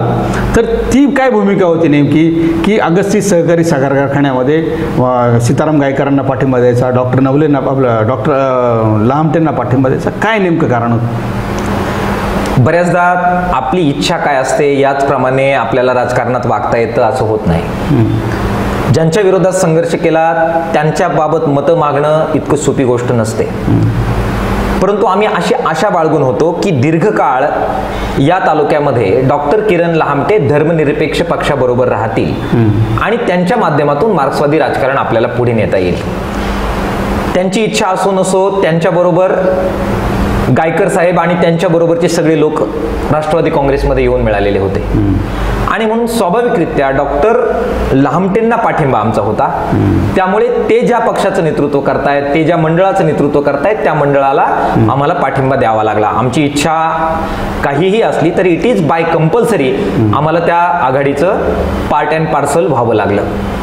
केवळ तेवढंच नव्हे, दुसऱ्या बाजूला जे 2 पर्याय कारखाना चालवण्यासाठी, खरं तर 3 पर्याय त्यावेळी कारखाना चालवण्यासाठी आम्हाला दिसत होते, त्यापैकी एक पर्याय जो BJ देशमुखांच्या माध्यमातून उभा राहू पाहत होता, त्या चळवळीची माणसं होती. आम्ही सुद्धा सुरुवातीला त्यांच्या अनेक मुद्द्यांशी सहमत होतो, परंतु ते कारखाना चालू शकतील असं मनातून जनतेला आणि आम्हाला वाटत नव्हतं. पुढे जाऊन तसंच झालं, त्यांनी निवडणुकीतूनच माघार घेतली, तो पर्याय संपला. दुसरा पर्याय होता वैभव पिचडांच्या नेतृत्वाखाली उभा राहिलेला पॅनल. स्वतः मधुकर पिचडांच्या बद्दल आदर व्यक्त करतो, त्यांनी कारखाना चालून दाखवलेला आहे, परंतु ते शारीरिकरित्या त्यांच्या मर्यादा आलेल्या होत्या. दररोज उठून 7 वाजता कारखान्याच्या गेटवर येऊन कारखाना चालवण्यात ते करू शकतील अशी परिस्थिती राहिलेली नव्हती. आणि वैभव पिचड आणि त्यांच्याबरोबर जमलेले लोक हा कारखाना चालवतील असं मनातून जनतेला वाटत नव्हतं. अशा परिस्थितीमध्ये आपण ज्या पक्षाच्या विचारसरणीचे आहोत त्याच पक्षाचं विचारसरणीचं नेतृत्व, त्या आघाडीचं नेतृत्व डॉक्टर किरण लहामटे करतायत, त्यांच्याबरोबर आपण विधानसभेच्या निवडणुकीत आहोत आणि म्हणून सलगरित्या त्यांच्याबरोबर आपण आहोत. आणि कारखाना चालवण्याची शक्यता अजित पवार होते, ते जिल्हा बँकेच्या मार्फत मदत करू शकत होते. बाळासाहेब थोरात हे त्यावेळी त्याच पक्षांच्या बरोबर होते, जिल्हा बँकेवर त्यांची पकड आहे, ते मदत करू शकत होते.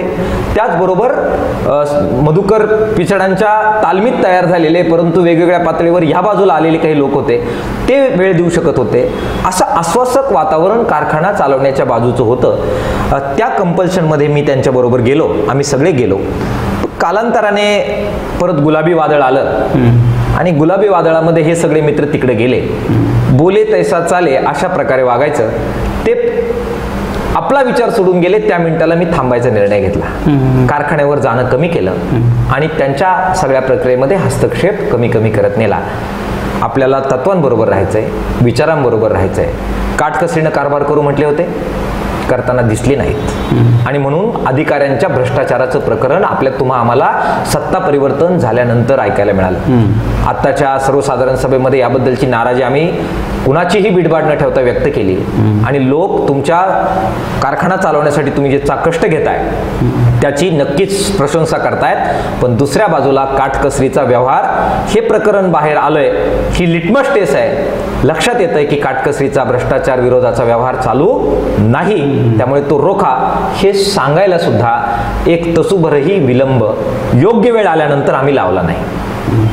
दुसरी एक टोकदार प्रश्न होतो तुम्हाला विचारतो की मध्ये एक दुधाचं आंदोलन अकोल्यामध्ये झालं होतं आणि त्या ठिकाणी काही बाहेरगावावरून आलेल्या कार्यकर्त्यांनी तुमच्यावर आरोप त्या ठिकाणी केला होता.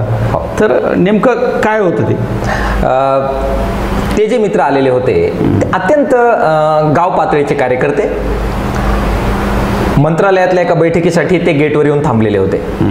त्यांना निमंत्रण नव्हतं. आम्ही किसान सभेच्या नेतृत्वाखाली गेलो होतो, वेगवेगळ्या शेतकरी संघटना आलेल्या होत्या. कुणीतरी शेतकरी कार्यकर्ते गेटवर आहेत, ते मागणी करतायत म्हणून मी गेलो, हस्तक्षेप केला, त्यांना आतमध्ये घेतलं. ते काही शेतकरी नेते नव्हते, ते प्रतिनिधी नव्हते. आमच्या नेतृत्वाखाली त्यांना आपण आतमध्ये घेतलं. आम्हालाही माहित नव्हतं कोण आहेत. त्यांनी तिथेही फार आक्रास भूमिका घेतली. खाली जाऊन बसले, तिथेच घोषणा द्यायला सुरुवात केलं. प्रचंड काय काय त्यांनी केलं तो सगळा भाग आपण पाहिलेला आहे. मला वाटलं ठीक आहे, तर ते झालंय, मुद्दा संपला. त्यांनी व्हॉट्सअपवर काहीतरी पोस्ट टाकलेली होती की डॉक्टर अजित नवले बैठकीमध्ये, म्हणजे डॉक्टर अजित नवले आणि सदाभाऊ खोत बैठकीमध्ये शेतकऱ्यांची बाजू मांडतात परंतु आक्रमक होत नाही. त्यांना काय अपेक्षित होतं, तर आक्रमक व्हायचं म्हणजे काय करायचं, तर मंत्र्यांच्या पुढे खुर्च्या घ्यायच्या, ते जसं आपटत होते तसे आपटायच्या. ते आक्रमक व्हायचं म्हणजे काय करायचं, तर धावून जायचं, तिथे मारामारी करायची, कोणाची कॉलर पकडायची. मंत्रालयातल्या बैठका ह्या ग्रामपंचायतीच्या पातळीवरच्या बैठका नसतात. अनेक वर्ष लढत आलेलो आहे. जिथं आक्रमक व्हायची वेळ होती त्यावेळी रात्री 3 वाजता आक्रमक होत बाहेर निघालो ना, जीवावर उदार होत, काय सिद्ध करायचं बाकी होतं. ते म्हणाले की आक्रमक झाले नाहीत. पोस्ट पडलेली होती. अकोल्यात काही लोकांमध्ये खतखत होती. प्रत्येक गोष्ट मार्क्सवादी कम्युनिस्ट पक्षाच्या भूमिकेशिवाय होत नाहीये. आपलं महत्व कमी होतंय. कोणतीही सभा असली की मार्क्सवादी कम्युनिस्ट पक्षाचे लोक जी भूमिका मांडतायत तिकडच सगळं जात आहे. इनकी कमी जितनी साफ क्यों है, हम पे बहुत दाग लगे हुए हैं, तो कुछ तो दाग इन पे गिरना चाहिए. सोबत असणारे, बरोबर असणारे पण खदखदत होते. जेलसी पण असते. काल परवाचं पोरग राज्य स्तरावर जातो, केंद्रीय स्तरावर जातो, आमची हयात गेली, कुछ तो खतखत होगी. यांनी गाड्या करून ते व्हॉट्सअपवर पोस्ट टाकणारे पोरं शोधले.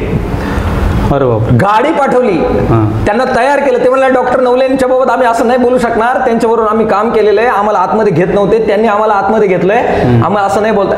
तुम्ही या, फक्त तुम्ही या, तुम्ही बोला, तुम्ही एवढं सांगा की अजित नवले आक्रमक नाही झाले. पत्रकार, मी जर प्रेस कॉन्फरन्स ठेवली तर किती येतील, सगळे हजर कसे काय होते तिथे. त्याच्या अगोदर पोस्ट पडलेल्या होत्या, उद्या काहीतरी करणार, बना बनाया होता, पण लाल बावट्याचे आहोत, कम्युनिस्ट आहोत. अरे सरकारची टीम इथे येऊन 7 दिवस थांबली, काही शोधू शकली नाही. तुम्ही काय शोधू शकणार आहे. मला माहित होतं काय होणार आहे. बोलवले गेलेले आहेत, गाड्या पाठवलेल्या आहेत, सावध होतो आम्ही. लाईव्ह सुरू झाल्या मी आणि माझा भाऊ आम्ही गेलो मंडपात. बोल काय चर्चा आहे, बरोबर काय झालं बोल. गेल्यानंतर लटलट कापत होता ना. आणि मी म्हणालो सांग काय झालं, आक्रमक झालो नाही म्हणजे काय, तुला आतमध्ये कोणी घेतलं. आणि इतिहास काय आहे की त्या ठिकाणच्या झालेल्या बैठकीमधून हा मित्र गायब झालेला होता. अजित नवले आणि तिथले शेतकरी कार्यकर्ते तेव्हाही सांगून आले की या बैठकीत निर्णय झालेला नाही, तुमचा निर्णय आम्हाला मान्य नाही. त्यांनी काढलेल्या शासन आदेशाची होळी लगेच सह्याद्रीच्या बाहेर जाऊन अजित नवलेने केली. वर्तमानपत्रांनी त्याची बातमी केली. एबीपी माझा, G24 तास, TV9 मराठी सगळ्यांनी दाखवली ना.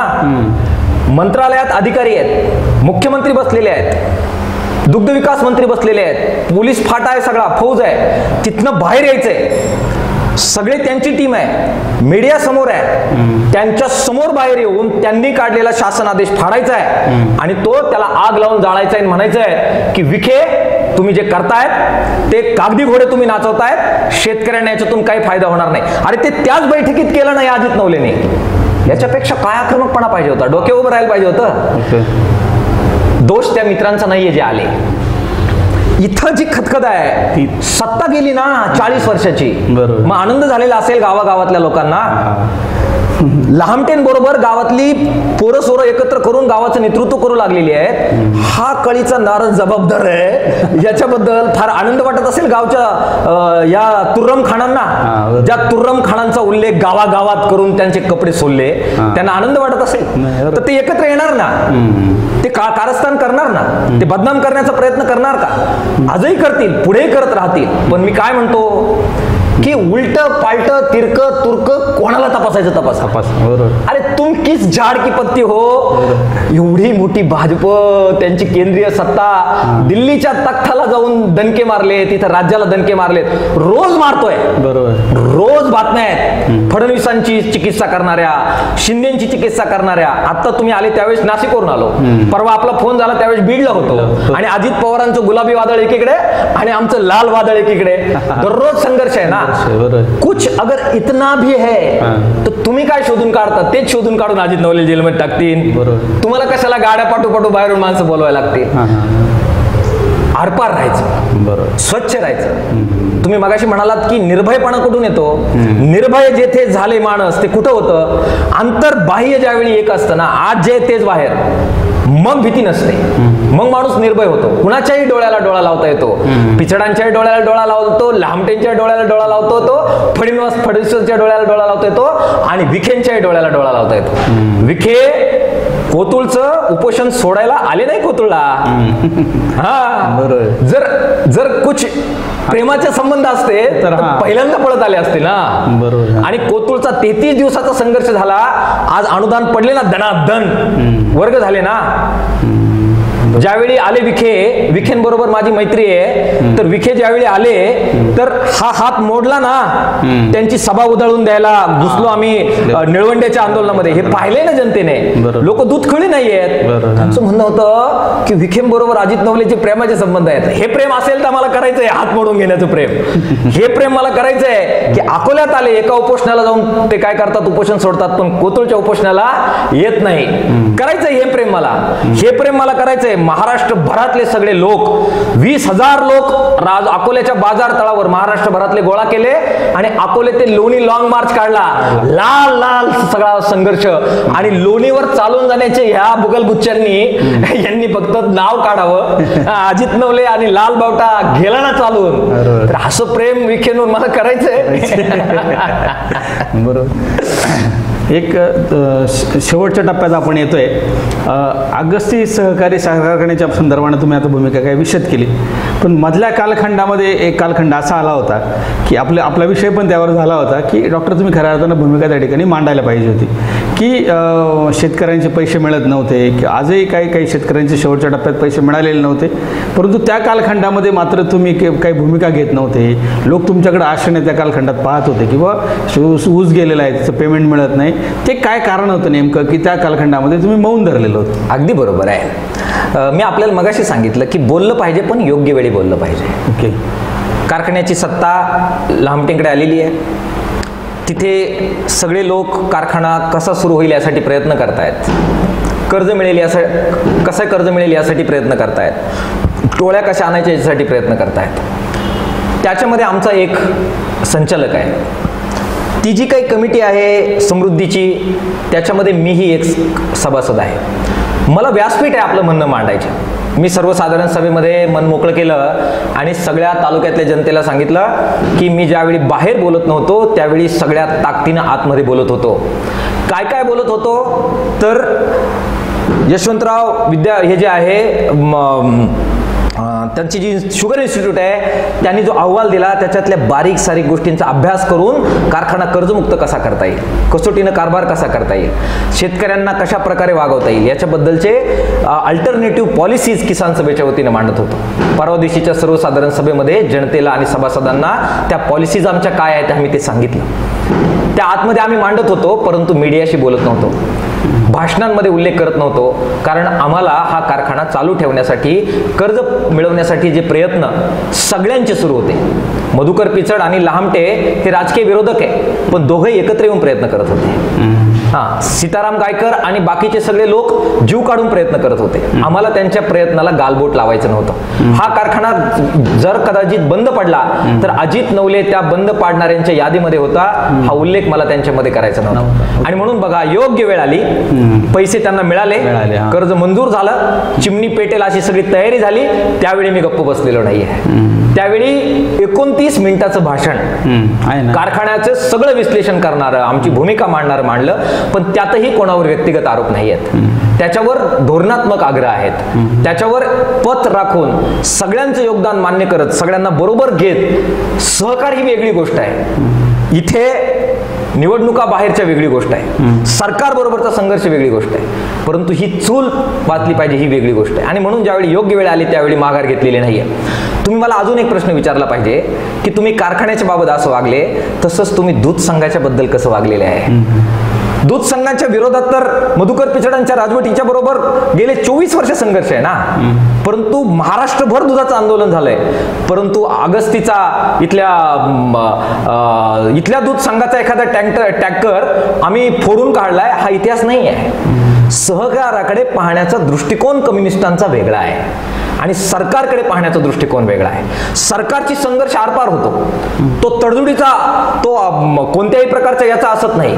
मग छाताडावर चालून जातो सरळ, मुंबई ते लोणी, मुंबई ते नाशिक ते मुंबई, छाताडावर चालून जातो. 20,000 लोक लालबावट्याचे घेऊन अकोले ते लोणी. कोणी स्वप्न नव्हतं पाहिलं इतकी मोठी तानाशाही झुगारून देत तिकडे जाण्याची. तो संघर्ष वेगळा आहे. सहकारातला संघर्ष हा डेलिकेटेड संघर्ष आहे. तिथे चूल वाचवायची आहे कामगारांच्या संसाराची, तिथं चूल वाचवायची आहे शेतकऱ्यांच्या संसाराची. पण हळूच करायचं आहे म्हणून गाफील करायचं आहे असं नाही. त्याच्यातही आग्रह आहे, त्याच्यातही संघर्ष आहे, त्याच्यातही जोरकसपणाची भूमिका आहे. आणि म्हणून तुम्ही त्या दिवशीचं भाषण आपण पाहिलं. मी आभार मानतो सगळ्यांचे, मला वेळ दिला, सत्ताधाऱ्यांनी दिला, सभासदांनी ऐकलं. परंतु ते वाचा, ते ऐका, म्हणजे कम्युनिस्ट सहकाराकडे कसं पाहतात, अल्टरनेटिव्ह कसं देतात हे आपल्याला नक्की ऐकायला मिळेल. दुसरी गोष्ट अजून अशी याच्यातली की आता हा सगळा आपण मागापासून चर्चा करतोय, मार्क्सवादी कम्युनिस्ट पक्षाचं तालुक्यातलं काम किती वाढतंय, राज्यभर तुम्ही कसं जाताय, देशभर कसं जाताय, तुम्हाला नेतृत्व करण्याची त्या ठिकाणी एक मोठी संधी मिळते. परंतु हे सगळं काम उभं राहत असताना मात्र आता 2024ची विधानसभेची निवडणूक आली आहे. तर मग तुम्हाला असं वाटत नाही का बुवा ह्या 2024च्या निवडणुकीमध्ये मार्क्सवादी कम्युनिस्ट पक्षाचा उमेदवार या ठिकाणी उमेदवारी करावी असं तुम्हाला वाटत नाही? तीव्रतेने वाटतं. ज्या प्रकारच्या क्वालिटीची लोक आज आमच्यामध्ये तयार झालेली आहे. तुम्ही नामदेव बांगरेचं भाषण ऐका, सगळे उभे करा आणि नामदेवचं ऐका, एकनाथचं भाषण ऐका, आमचे अनेक विचारवंत कार्यकर्ते, राजाराम गंभीरेचं भाषण ऐका, सदाशिवचं भाषण ऐका. भाषणामध्ये आपल्याला लक्षात येईल की समज असणारे कार्यकर्ते तयार झालेले आहेत. या तालुक्याची नस माहीत असणारे कार्यकर्ते तयार झाले आहेत. पाण्याबद्दल काय करायला पाहिजे, सहकाराबद्दल काय करायला पाहिजे, रोजगार हमीबद्दल काय करायला पाहिजे, विधवा, परित्यक्ता, अपंग, निराधारांचं काय करायचं, आशांबाबत काय करायला पाहिजे, अंगणवाडीबद्दल काय करायला पाहिजे. ताहून तुला कोण 24 वर्ष ही फार मोठी तपश्चर्या असते. रामाचा वनवास म्हणतात 14 वर्षाचा होता, आमचा 24 वर्षाचा आहे साहेब. आमच्या कार्यकर्त्यांचा वनवास 24 वर्षाचा आहे. 24 वर्ष ताहून सुलाकून तालुक्याच्या बद्दलची भूमिका घेतलेले कार्यकर्ते.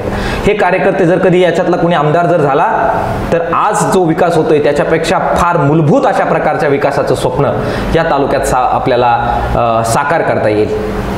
महाविकास आघाडीमध्ये तुमचा पक्ष आहे, मग इथली जागा महाविकास आघाडीनं मार्क्सवादी कम्युनिस्ट पक्षाला सोडावी यासाठी काही तुम्ही प्रयत्न नाही करत? नक्कीच आम्ही प्रयत्न केलेले आहेत. मला आभार मानायचे आहेत राज्याच्या मार्क्सवादी कम्युनिस्ट पक्षाच्या नेतृत्वाचे.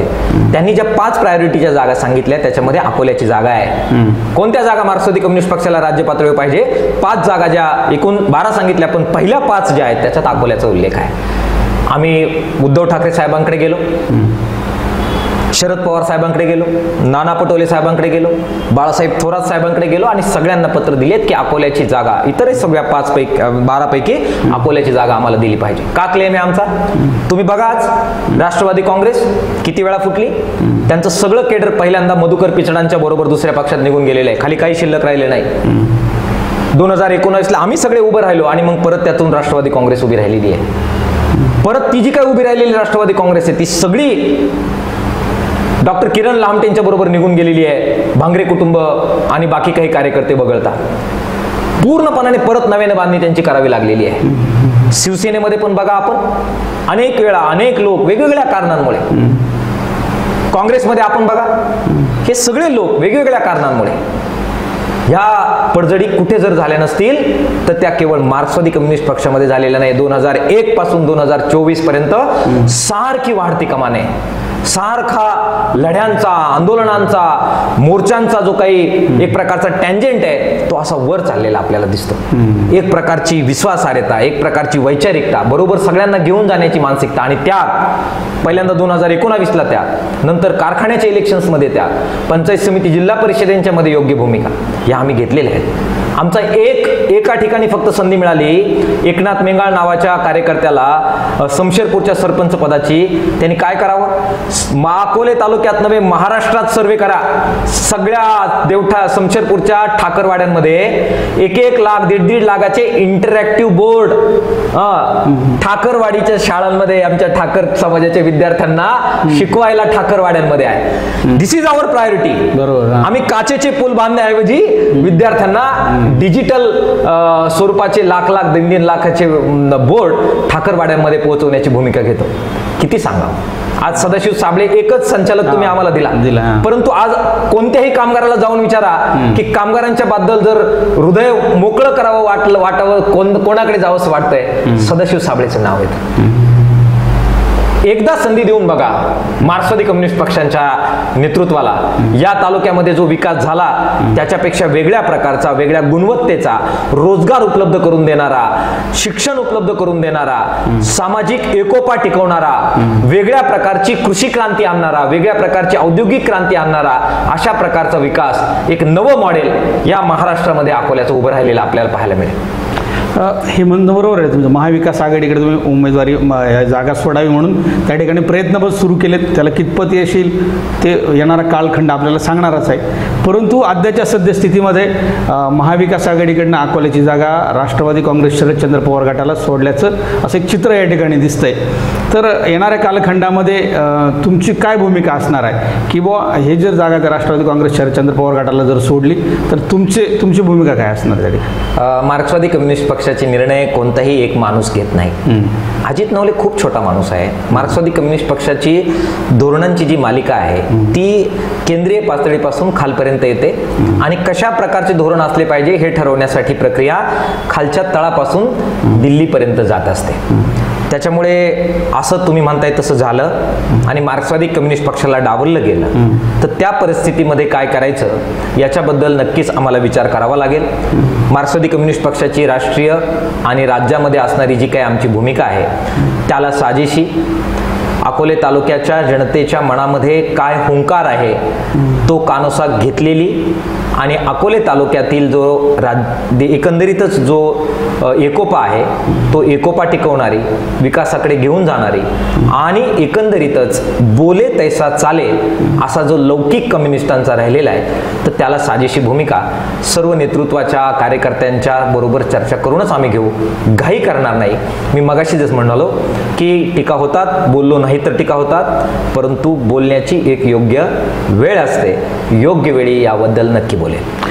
तुम्ही मगापासून आपण सगळी चर्चा करतोय त्याच्यामध्ये असं एक दिसतंय की महायुतीच्या विरुद्ध तुम्ही 100% उभं राहणार, महायुतीच्या विरुद्ध प्रचार करणार किंवा जी काही गोष्ट आता येणाऱ्या कालखंडामध्ये दिसते. बिलकुल. पण हे सगळं होत असताना डॉक्टर किरण लहामटे यांनी गेल्या 5 वर्षामध्ये 2300 कोटी रुपयांचा निधी आणल्याचा दावा त्या ठिकाणी करतायत. तर काय सांगाल तुम्ही? ते दावा करतायत 2300 कोटी रुपये आणल्याचा. त्यांच्या विकासाचं मॉडेल ते जनतेच्या समोर ठेवतायत. मार्क्सवादी कम्युनिस्ट पक्ष आमच्या विकासाचं मॉडेल, मार्क्सवादी कम्युनिस्ट पक्षाच्या विकासाचं मॉडेल जनतेच्या समोर ठेवतंय. ते म्हणतायत रस्ते करायचे आहेत, रस्त्यांनी प्रचंड क्रांती येईल, काचेचा पूल करायचा आहे, तालुका जगमगाट करायचा आहे, शायनिंग अकोले करायचं आहे. आमचं विकासाचं मॉडेल प्रत्यक्ष कृतीतून आम्ही मांडलंय. आम्हाला मुळा बारमाही करायची आहे, प्रवरित पाण्याचा हक्क मिळवायचा आहे, आढळा बारमाही करायची आहे, आदिवासी भागाला पाण्याचा हक्क द्यायचा आहे, हिरड्याचे कारखाने किंवा हिरड्याचे प्रक्रिया उद्योग उभारायचा आहे, हिरड्याला हमी भाव मिळवायचा आहे, ऊसाला हमी भाव मिळवायचा आहे, दुधाला हमी भाव मिळवायचा आहे, घामाचं दाम मिळवायचं आहे, सोयाबीन आहे, बाकी वेगवेगळी पिकं आहेत त्यांना रास्त पद्धतीने हमी भाव मिळून शेतकऱ्याचं उत्पन्न वाढवायचं आहे. आम्हाला शिर्डी ते शहापूर रेल्वे या ठिकाणी आली पाहिजे यासाठी स्वप्न करायचं आहे. तोलारखिंड फोडायची आहे जेणेकरून रोजगाराची प्रचंड साधनं उभी राहतील.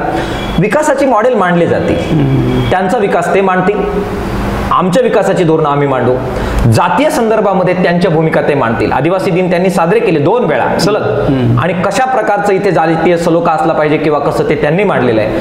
आम्ही एक वेगळ्या प्रकारची जातीय स्वरूपाची वेगळी मांडणी केलेली आहे. जाती विरहित अशा प्रकारच्या राजकारणाची मांडणी आम्ही केलेली आहे.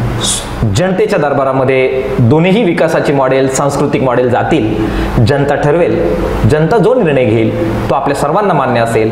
परंतु आज ते ज्या मार्गाने चाललेले आहेत तो मार्ग आज आपल्याला रस्त्यांच्या रूपात जरी प्रगती दिसत असली तरी भाजप आणि भाजपची एकंदरीतच राजवट ही शेतकऱ्यांच्या बाजूची नाही, ही कामगारांच्या बाजूची नाही, श्रमिकांच्या बाजूची नाही, आदिवासींच्या बाजूची नाही. हे त्रिकालाबाधित सत्य हे कुणालाही नाकारता येणार नाही.